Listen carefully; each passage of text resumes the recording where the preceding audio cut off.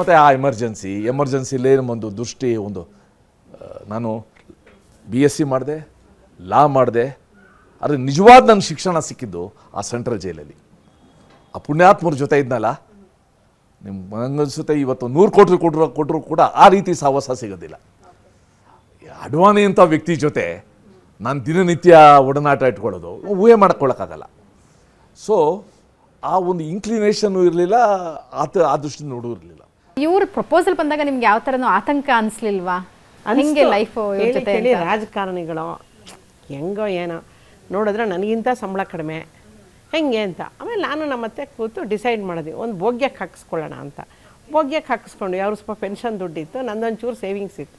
ಭೋಗ್ಯಕ್ಕೆ ಹಾಕ್ಕೊಂಡು ಇವರು ಅಮರನಾಥ್ಗೆ ಹೋಗಿದ್ದನ್ನು ಹೇಳಿದರು. ನಂಗೆ ಅದೊಂದು ಕನಸಿತ್ತು, ಈ ಹಿಮಾಲಯ ಅಂದರೆ ಈಗಲೂ ಒಂದು ಸೆಳೆತ.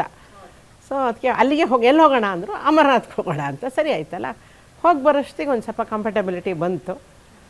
ಸೊ ಹಾಗೆ ನಡೀತು.